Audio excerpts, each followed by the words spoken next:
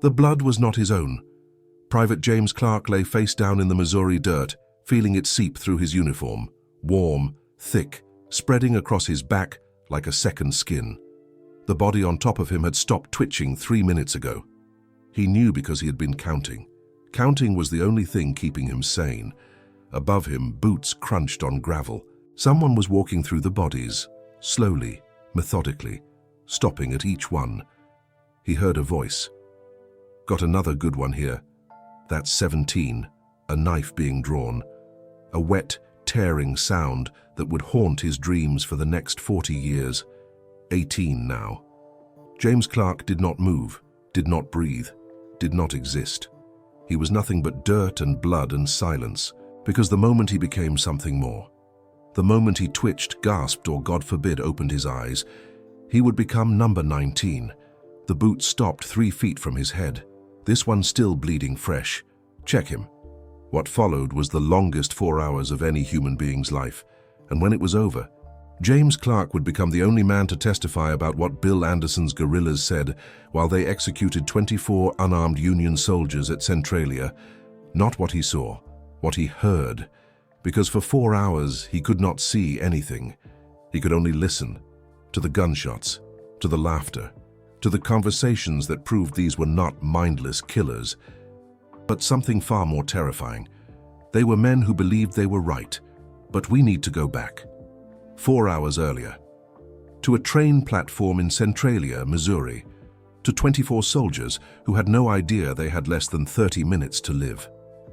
September 27, 1864. The morning sun hung low over Centralia, Missouri, painting the wooden train platform in shades of gold and amber. It should have been beautiful. It was the kind of morning that made men think about home, about wives waiting, about children growing up without them. Private James Clark sat on the edge of the platform, his boots dangling over the tracks. He was 22 years old. He had been a soldier for 11 months, and in 3 weeks his enlistment was up. 3 weeks, 21 days. He had been counting them since August.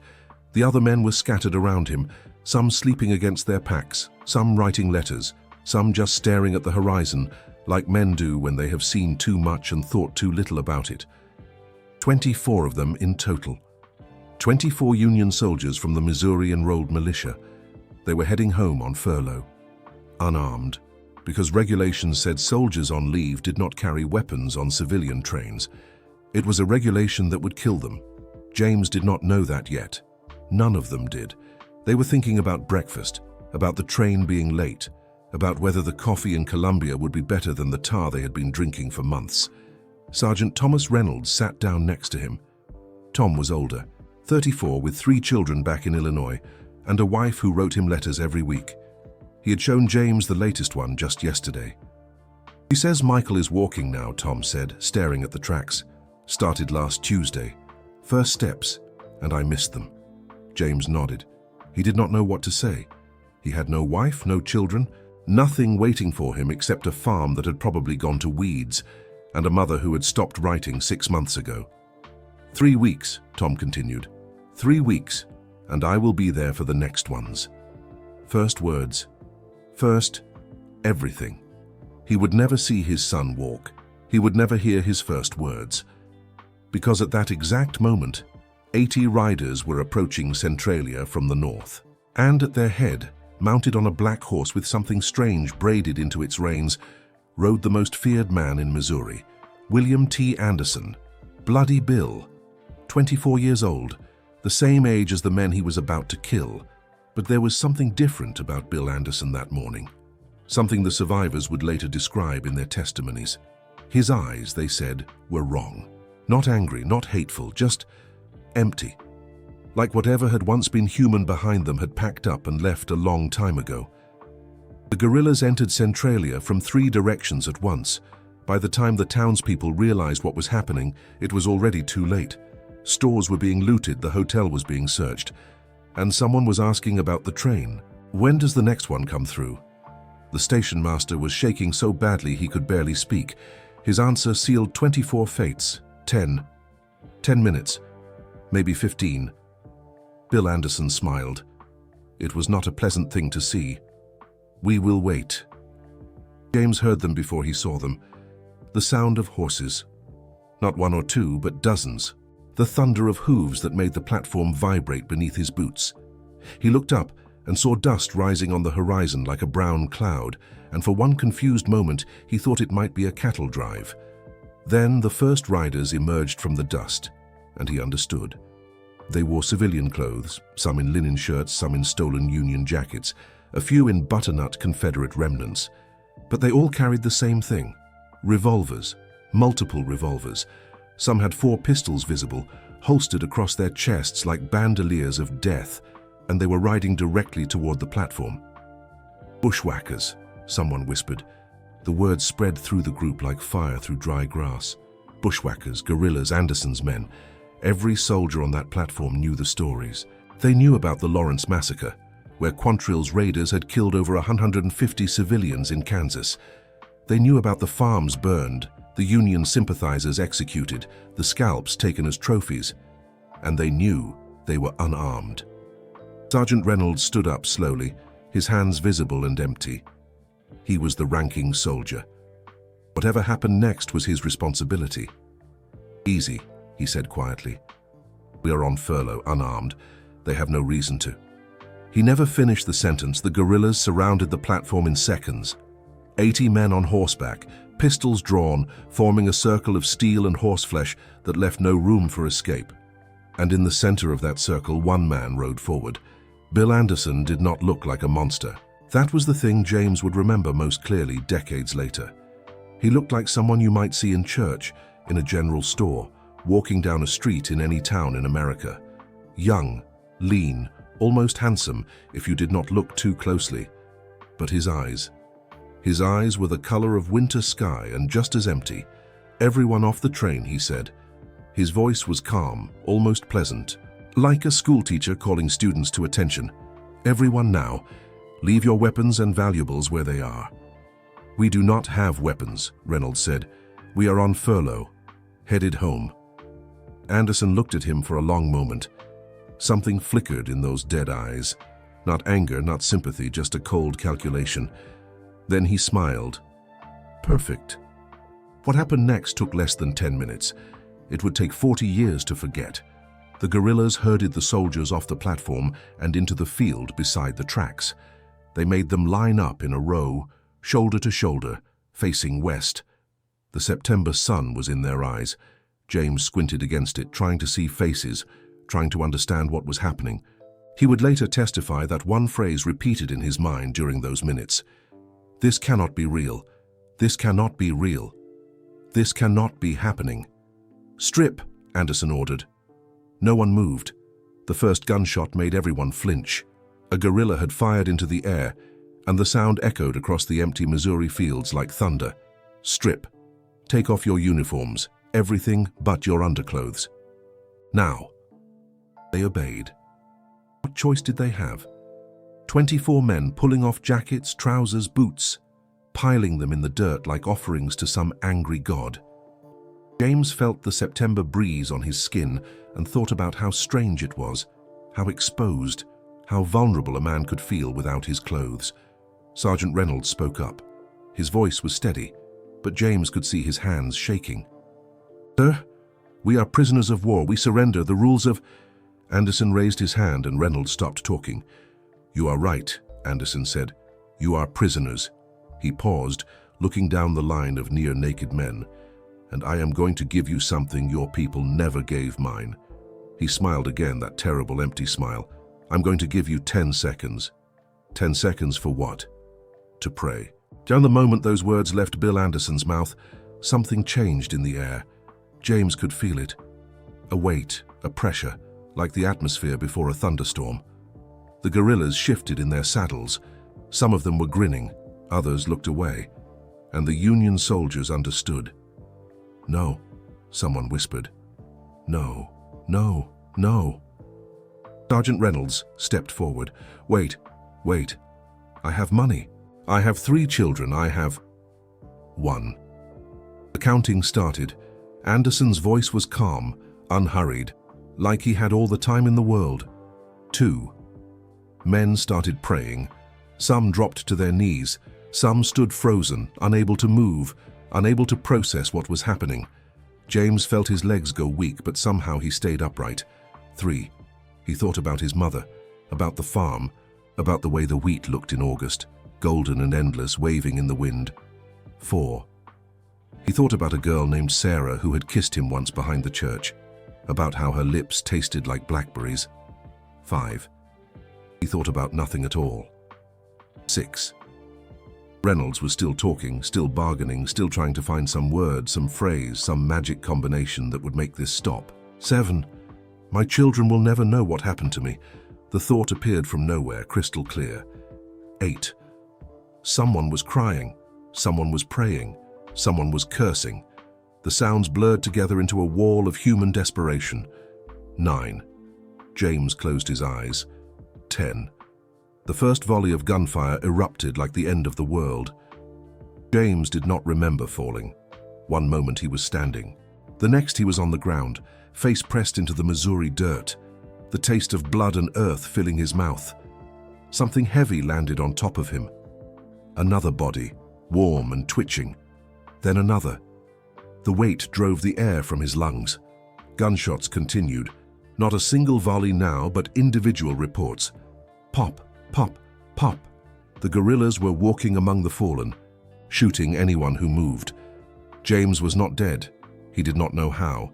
He did not know why. Later he would discover that the first bullet, meant for him, had passed through the body of Private Miller first, slowing it enough that it only grazed his skull. He would carry that scar for the rest of his life, a white line through his hair where nothing would ever grow again.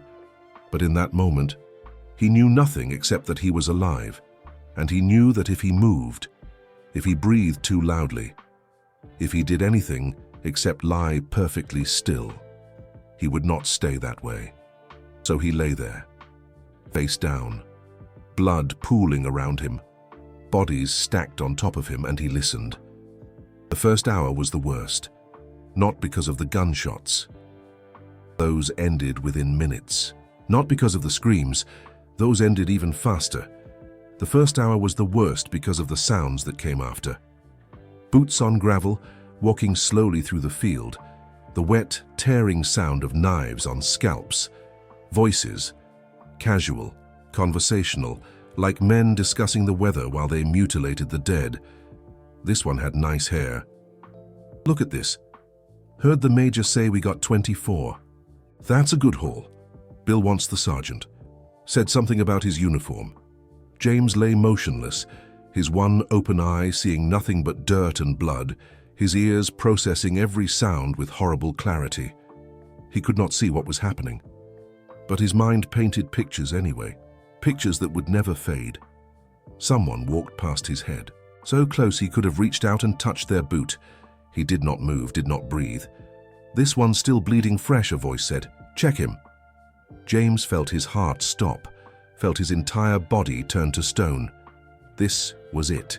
This was the moment he died. A boot nudged his ribs, hard enough to hurt, not hard enough to break anything. He did not respond. Another nudge. Harder.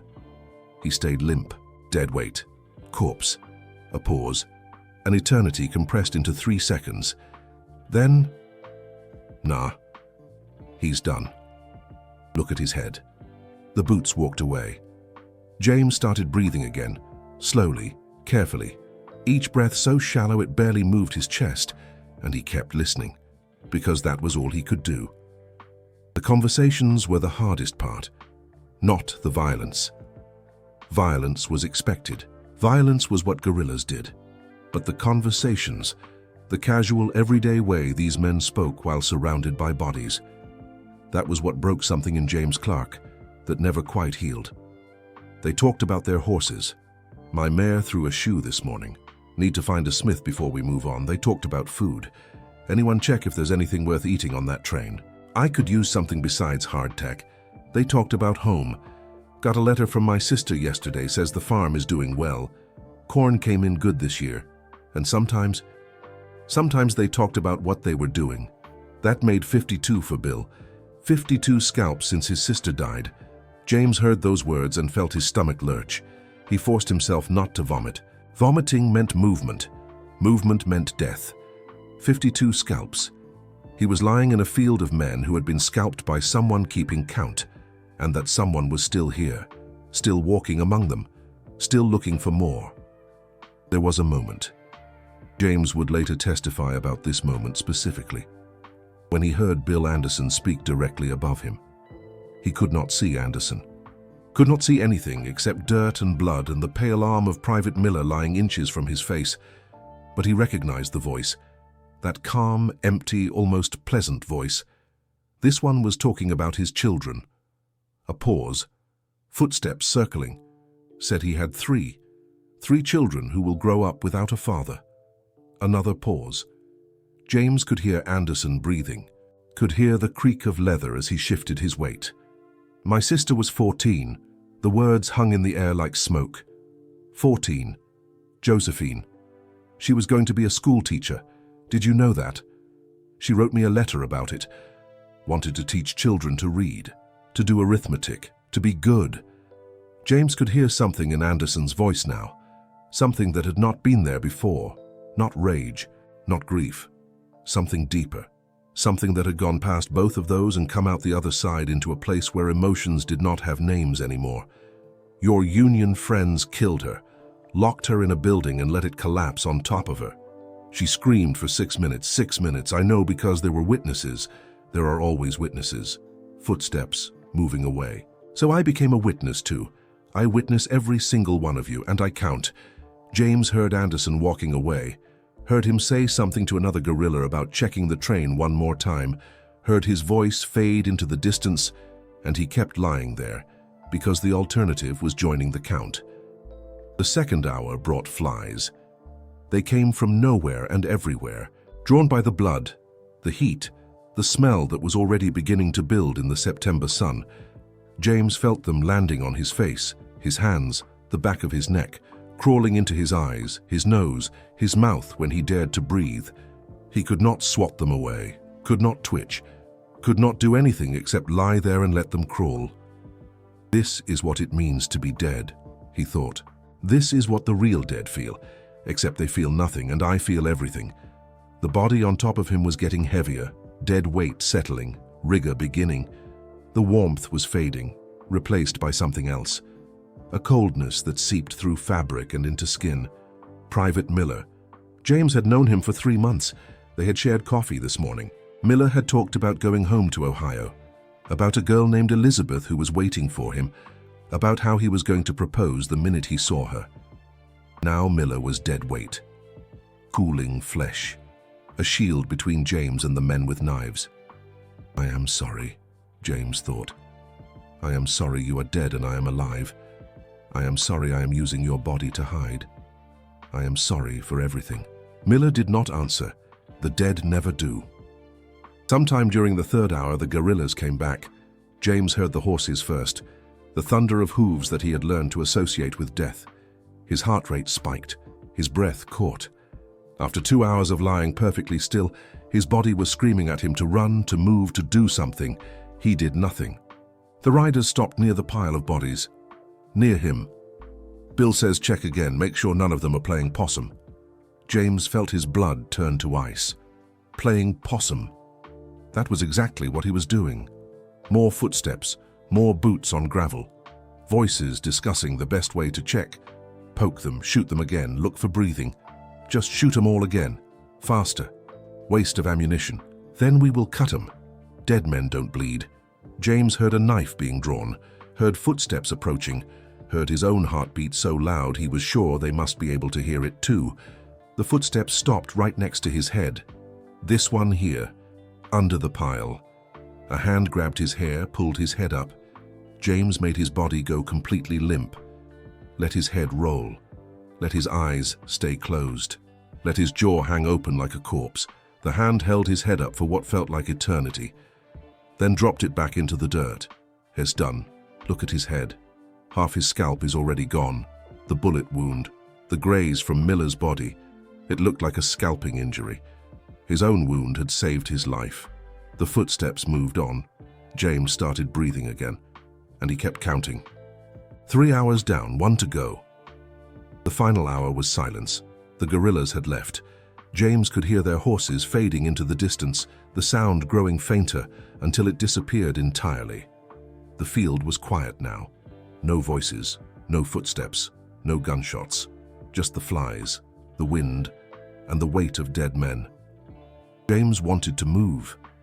Every fiber of his being screamed at him to get up, to run, to get away from this place of death and never look back. But what if they came back again? What if they were watching from the tree line? What if one of them had stayed behind?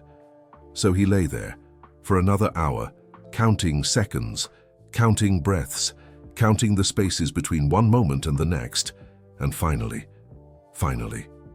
when the sun had moved far enough across the sky to cast long shadows across the field, James Clark moved. He pushed Miller's body off of him, slowly, carefully, ready to freeze at the first sound, the first sign of danger. Nothing. He sat up. The field stretched out around him like a nightmare made real, bodies everywhere. 23 men who had been alive 4 hours ago. Some of them were barely recognizable. Some of them looked almost peaceful, like they were sleeping. None of them were breathing. James looked down at himself. He was covered in blood. His own, Miller's, others. His uniform was gone. He was wearing nothing but his underclothes and other men's deaths. He stood up on legs that had forgotten how to work. He took one step, then another, and he started walking towards Centralia. Behind him, the flies continued their work. And somewhere in the distance, Bill Anderson and his men rode toward their next massacre. James Clark reached Centralia 2 hours later. He walked into town, looking like something that had crawled out of a grave, which in a way he had. Blood-caked, half-naked, eyes that had seen too much and would never unsee it. The townspeople stared at him like he was a ghost. Maybe he was. The Union, he managed to say. The soldiers on the train. "We know," someone said. Their voices sounded far away, like he was hearing them through water. Anderson's men, we saw. I was there. The words fell out of him like stones. I was there. I was one of them. I survived. And then he collapsed. When James Clark woke up, he was in a bed. An actual bed with sheets and a pillow and a roof over his head instead of Missouri sky and dead men's bodies. For a long moment, he did not know where he was, did not know who he was. The memories were there, lurking at the edge of his consciousness, like wolves waiting in the dark. But his mind had built walls around them, protective walls, survival walls. Then someone spoke. "Can you tell us what happened?" James turned his head. A Union officer sat beside his bed, a major by the insignia. His face was serious, sympathetic, and underneath that something else. Hungry for information. "I need you to tell us everything," the major said. "Everything you saw, everything you heard, every detail you can remember." James opened his mouth and the walls came down. The testimony of Private James Clark would later be recorded in official Union Army documents. It would be cited in newspaper articles, military reports, and eventually history books. It would become one of the primary sources for understanding what actually happened at Centralia. Not the broad strokes, but the small details, the human details, because James Clark did not just survive the massacre. He witnessed it, not with his eyes. Those had been pressed into the dirt, seeing nothing but blood and earth and the pale fingers of dead men, but with his ears. And what he heard painted a picture more terrible than anything he could have seen.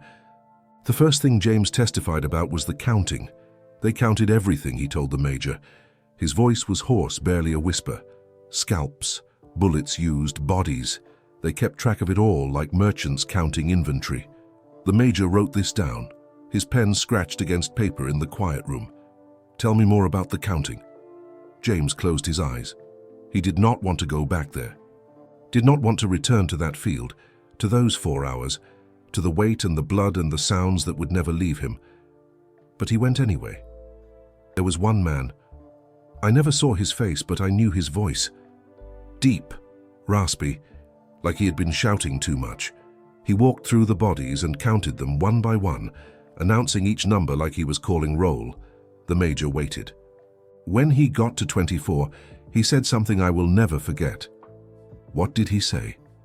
James opened his eyes, looked directly at the officer. He said, "That's for Josephine. 24.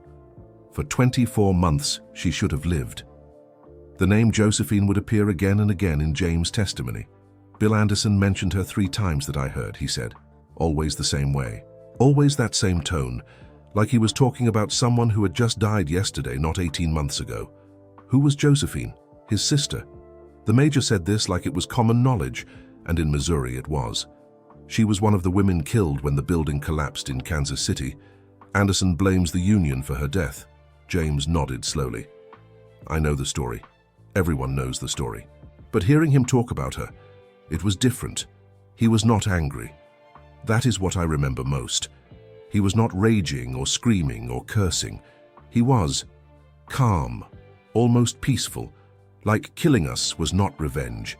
It was religion, ritual, something he had to do because the universe demanded it." The major stopped writing. "Can you say that again?" James met his eyes. Bill Anderson was not angry when he killed those men. He was certain. He believed he was doing something holy, and that was more terrifying than any rage could ever be. But it was not just Anderson that James testified about. He had heard other voices too, other conversations, and some of them told a story that the history books would never quite capture. There was one guerrilla who did not want to do it. James said this quietly, almost reluctantly, like he was not sure anyone would believe him. "I heard him arguing with another man, saying this was wrong, saying they were prisoners, that there were rules of war, that this was murder, not combat." The major leaned forward. "What happened to him? This guerrilla who argued?" "I do not know. The arguing stopped. Maybe he was overruled. Maybe he walked away, maybe." James paused. "Maybe they shot him too. I do not know. I just know that for a few minutes, someone on their side was trying to stop it, and they failed. This detail would never make it into the official reports. It did not fit the narrative of monsters and victims, of evil and innocence, of a massacre committed by men who were less than human. But James had heard it. One of them had tried to stop it. One of them had failed, and somehow that made it worse." The testimony continued for 3 days. James Clark talked until his voice gave out, drank water and talked some more. He described every sound he remembered, every voice, every conversation, every terrible detail that his ears had captured, while his eyes saw nothing. He talked about the scalping. They discussed it like farmers discussing crops. Which ones had good hair? Which ones were not worth the trouble? I heard them laughing about it, laughing like it was a joke, like they were not peeling the skin off of men I had eaten breakfast with. He talked about the looting. They went through our uniforms, took everything of value, money, watches, rings. One of them found a letter in Sergeant Reynolds' pocket, the letter from his wife about his son walking. He read it out loud, for entertainment. Then he threw it in the dirt. He talked about the return. They came back twice. The first time to check for survivors, the second time to take more scalps. They had quotas, like they were being paid by the piece. And finally he talked about the one thing he had not told anyone yet, the thing that had kept him silent for the first 2 days, the thing that made him wake up screaming every night since Centralia. "There is one more thing," James said. It was the 3rd day of testimony. The major had filled dozens of pages with notes. Outside the window, life went on. People walking, horses passing, the world continuing to turn as if nothing had happened.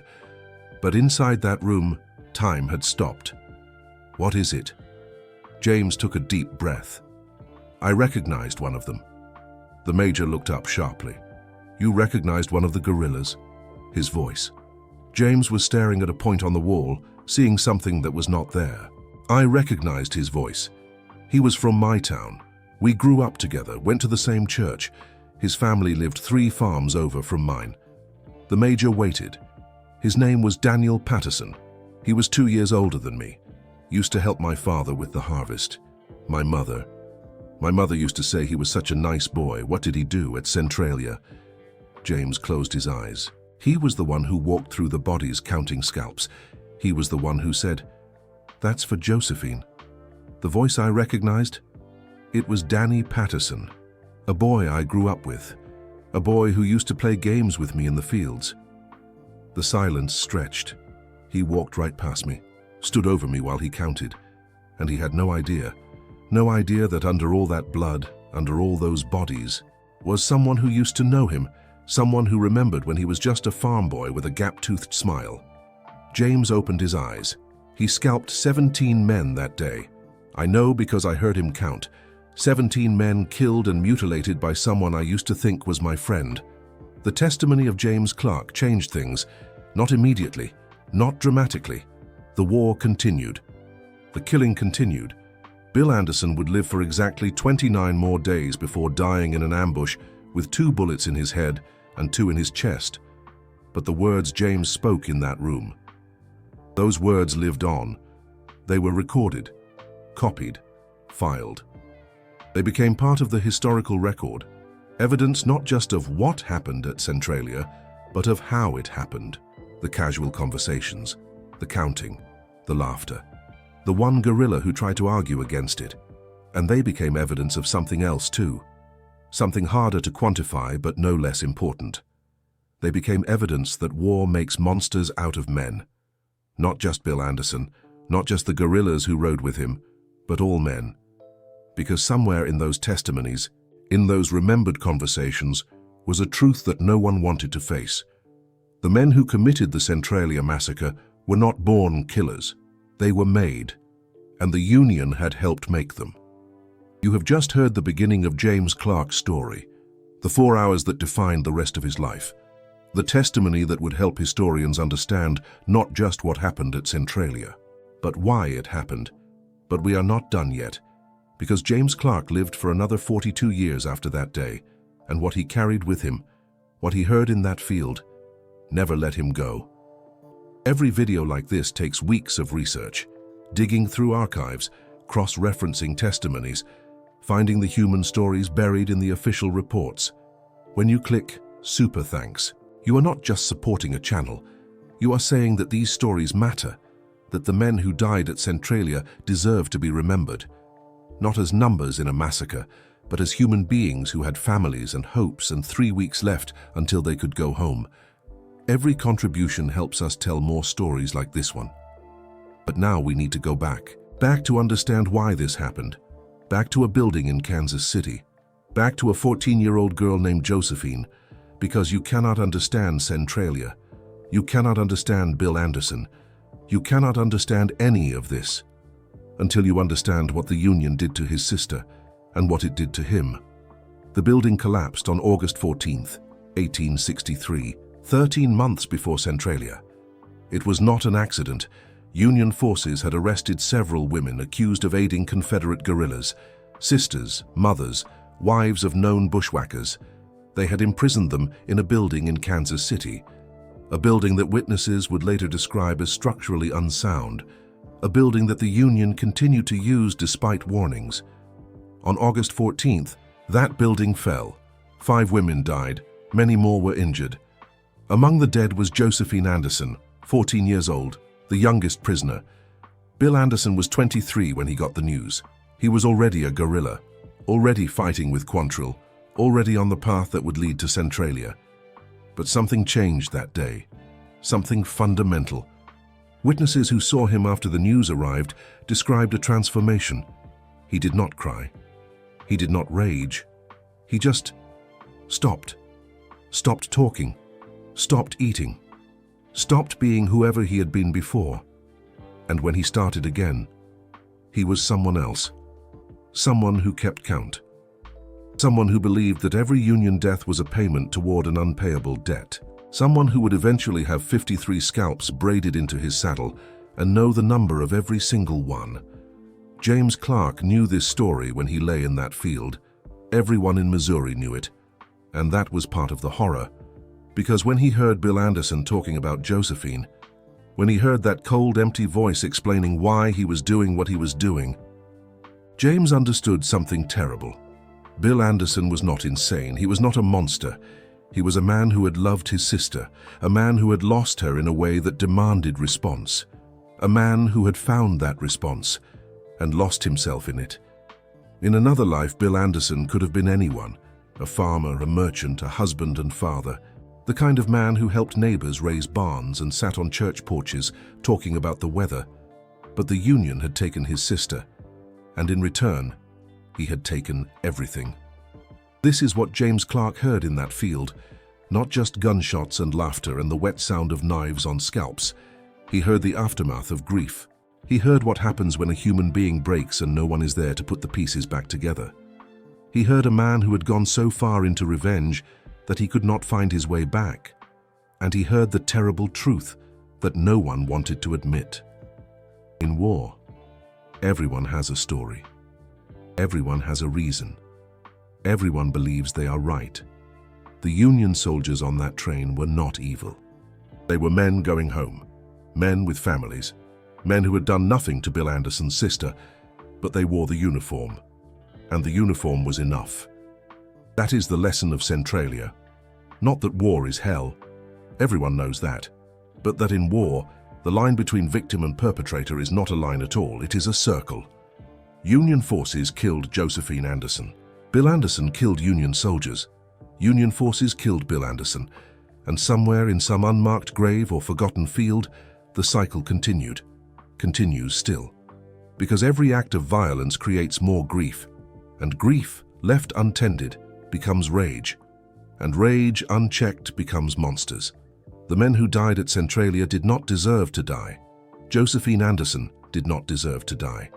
And somewhere underneath all the blood and the scalps and the counted dead, Bill Anderson did not deserve to become what he became. But war does not care about deserving. War only cares about the count. James Clark went home 3 weeks later. The farm was exactly as he remembered it, and completely different. The wheat still waved in the October wind. The barn still stood where it always had. The porch still creaked in the same spots. But James was not the same person who had left. He walked through his childhood home like a ghost, haunting familiar rooms. His mother hugged him, and he felt nothing. His neighbors welcomed him back, and he heard nothing but the sound of boots on gravel, counting dead men. The first night, he woke up screaming. The second night, he did not sleep at all. The third night, he went out to the barn and sat in the darkness until morning, listening to the horses breathe and trying to remember what silence used to feel like. It took him 3 years to sleep through the night. It took him 10 years to stop checking every body of water for blood. It took him 42 years to die. And in all that time, he never once forgot what he heard in that field. But we are getting ahead of ourselves, because before James Clark went home, before he tried to rebuild a life from the ashes of those 4 hours, something else happened, something that would haunt him almost as much as the massacre itself. He met a man who would become famous, a man who had been at Centralia, a man who had ridden with Bill Anderson, a man named Jesse James. The meeting was not planned. James was still in Centralia, still recovering, still trying to piece together enough of himself to walk back into the world. He was sitting on the porch of the hotel where they had put him, staring at nothing, when a young man rode into town. The young man was maybe 18 years old, lean, with pale blue eyes and a jaw that looked like it had been carved from Missouri limestone. He wore civilian clothes, but there was something about the way he sat in the saddle, something that made James' stomach clench. He knew that posture. He had seen it before on the men who killed his friends. The young man tied his horse and walked into the general store.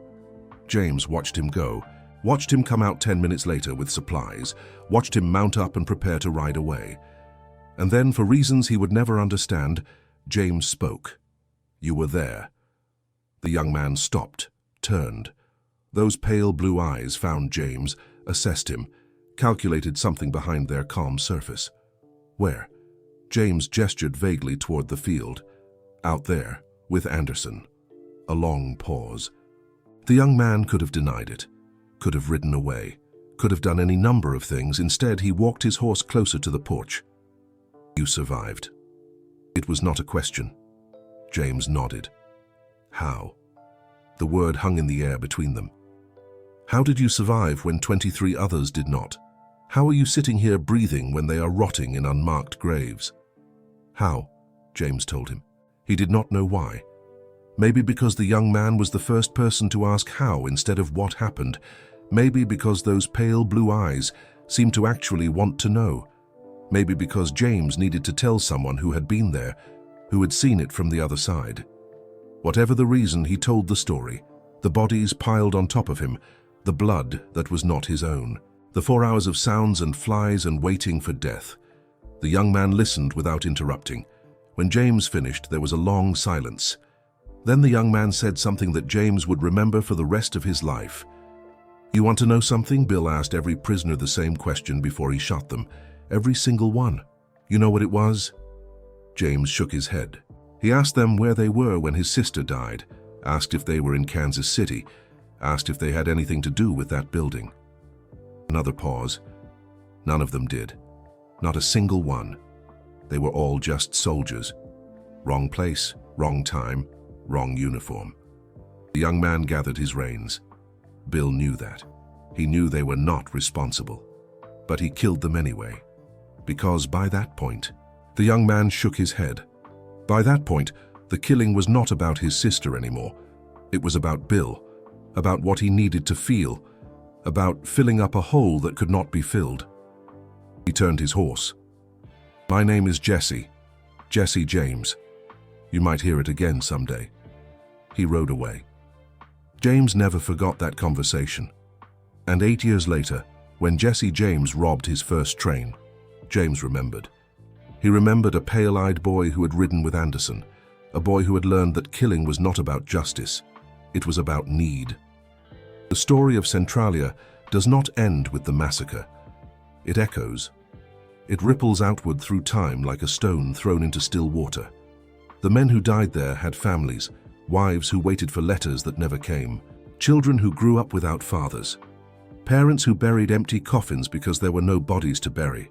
Sergeant Thomas Reynolds, the man who had talked about his son learning to walk, left behind a wife named Martha and 3 children. His oldest, the son he never saw walk, grew up to become a doctor. He spent his entire career treating patients for free, saying that his father had died trying to help people and he intended to do the same. Private Miller, the man whose body had shielded James Clark, had a fiancée named Elizabeth in Ohio. She never married. She wore black for the rest of her life. When she died at 73, she was buried with a photograph of Miller in her hands.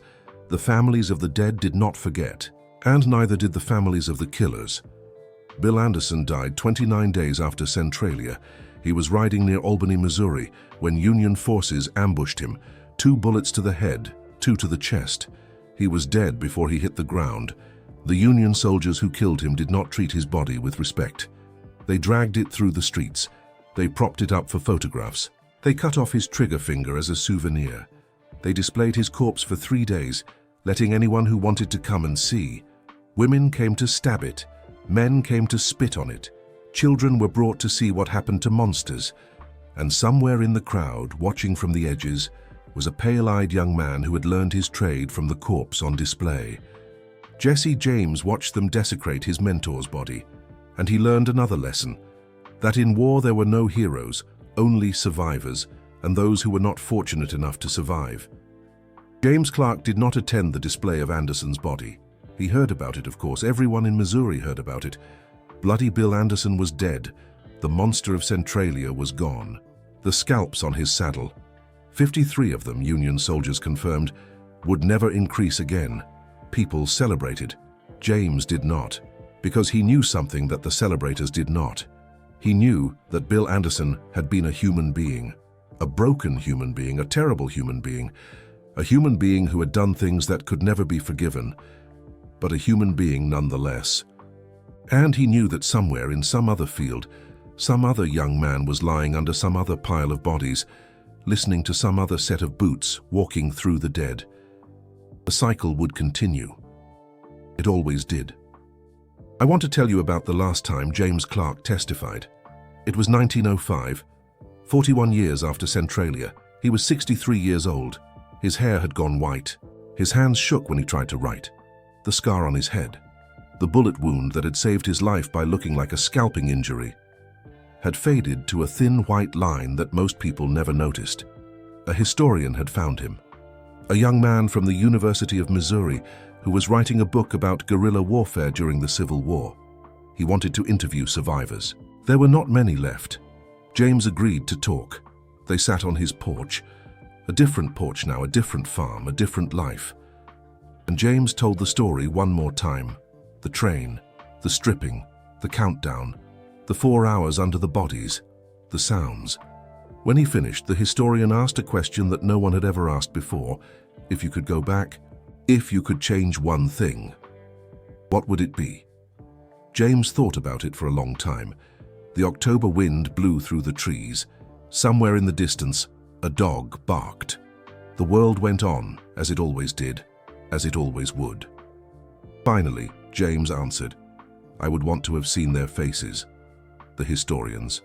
No. James shook his head. The men who killed them. Anderson and his guerrillas. I would want to have seen their faces while they did it. Why? Because I heard everything. Every sound, every word, every laugh, but I never saw them. And I think... James paused. I think if I had seen them, I would understand them better. I would know if they were monsters, or if they were just men. Just broken, terrible.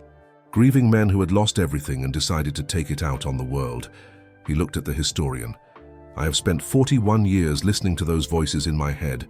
41 years wondering what their faces looked like when they counted the dead.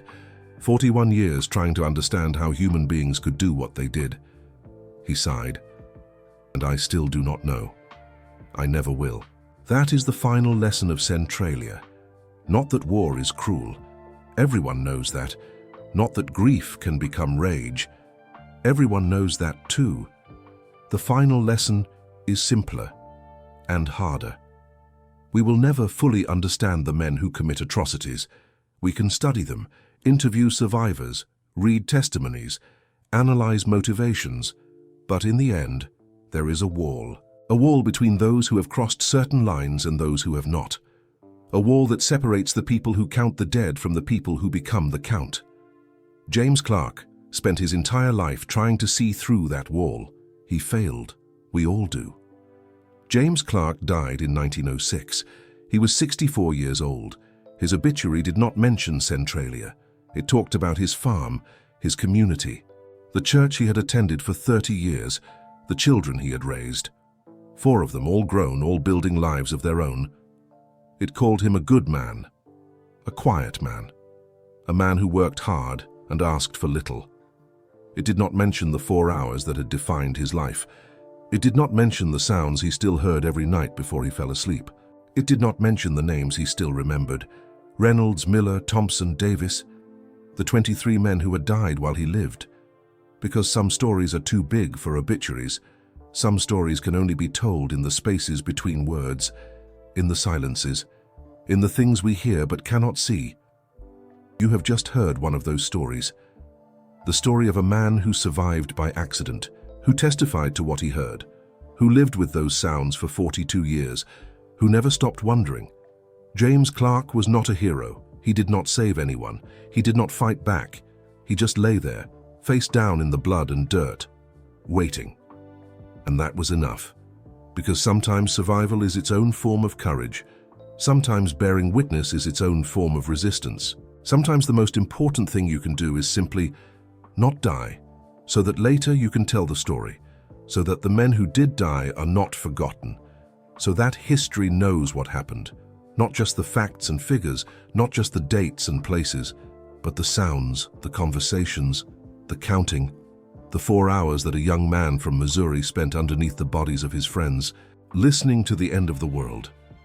If this story meant something to you, if you find yourself thinking about James Clark, about the men who died, about the terrible lesson of Centralia, consider clicking super thanks. Not because you owe me anything, but because these stories take time to tell. They take research, care, attention to the details that matter. The small human details that turn history into something more than dates on a page. Every contribution helps us find more stories like this one. The stories that have been forgotten, the witnesses who have been silenced, the 4 hours that changed everything. And now a question, because every story deserves a question. James Clark survived because he did not move for 4 hours. 4 hours of flies and blood and the weight of dead men. 4 hours of listening to things no human being should have to hear. 4 hours of choosing, moment by moment, breath by breath, to stay still, to stay silent, to stay alive. Could you have done it? Be honest with yourself. 4 hours under bodies, listening to your friends being murdered and mutilated, without moving, without screaming, without giving up, could you? James Clark could. And that is why we know what happened at Centralia. Because one man chose to survive, chose to listen, chose to remember, and then chose to speak. Comment below. Tell me what you think about James Clark's choice. Tell me what you would have done. Tell me if you believe the cycle of violence can ever be broken, or if we are all just counting bodies one way or another, because that is the question Centralia asks, and after 160 years, we still do not have an answer. There is one final detail I want to share, something that did not make it into the official testimonies, something that James Clark only told one person, his wife. On their wedding night, he told her about the last sound he heard before the guerrillas finally left Centralia for good. It was singing. Someone was singing. A hymn. An old hymn that James recognized from church. Amazing Grace. One of Bill Anderson's men was singing Amazing Grace while walking through a field of bodies he had helped create. James heard every word. Amazing Grace, how sweet the sound, that saved a wretch like me. I once was lost, but now am found, was blind, but now I see. The voice was beautiful, clear and strong and sincere. The singer believed every word, and that was the detail that broke James Clark more than anything else. Not the killing, not the scalping, not the 4 hours under the bodies, the singing, the fact that a man could do what they had done, and still sing about grace, still believe he was saved, still think God was on his side. That was the horror. That was the truth about Centralia. That was what James Clark heard in that field. And that was what he could never forget. Not the evil, the certainty, the absolute unshakable certainty of men who believed they were righteous. Even as they counted the dead, even as they took scalps, even as they sang hymns over corpses, they believed. And that is the most terrifying thing of all. Because monsters you can fight, evil you can name. But belief will burn the world down and call it salvation. Belief will count 24 bodies and call it justice. Belief will sing Amazing Grace over the men it murdered. And never, not once, understand why that is wrong. The story of Centralia is not a story about Bill Anderson. It is not a story about the Union soldiers who died. It is not even a story about James Clark who survived. It is a story about belief. About what happens when people become so certain they are right that they stop seeing other people as human. About how grief becomes rage and rage becomes religion. About how easy it is to count bodies when you are convinced those bodies deserve to be counted. That is the lesson. That is what James Clark spent 42 years trying to understand. That is what we should all be trying to understand. Because Centralia was not unique. It was not special. It was not even unusual for its time. It was just one moment in an endless chain of moments when human beings forgot how to see each other. And the chain continues, link by link, count by count, body by body, until someone, someday, learns to break it. James Clark did not break the chain, but he remembered it. He testified to it. He made sure that future generations would know what happened. And that is something, maybe the only thing, the only weapon we have against the darkness, memory, testimony, the courage to say, this happened. These were real people. They mattered. Even when the world wants to forget. Even when forgetting would be easier. Even when the truth is too heavy to carry, we carry it anyway. Because that is what witnesses do, that is what survivors do. That is what James Clark did for 42 years. And that is what we must do now, remember. Not just the facts, not just the numbers, but the sounds, the singing, the certainty, the 4 hours under the bodies. Remember, because the dead cannot speak for themselves. And someone has to speak for them. Someone has to hear what they heard. Someone has to carry what they carried. Even when it is too heavy, even when it breaks them, even when they spend 42 years waiting for a silence that never comes. James Clark is dead now, But his testimony lives on, and as long as we remember it, as long as we tell his story, as long as we listen to what he heard, he is not completely gone. None of them are, not Reynolds, not Miller, not any of the 23. They live in the telling, in the hearing, in the remembering. That is all we can give them now, but it is something. It is enough. It has to be enough, because it is all we have.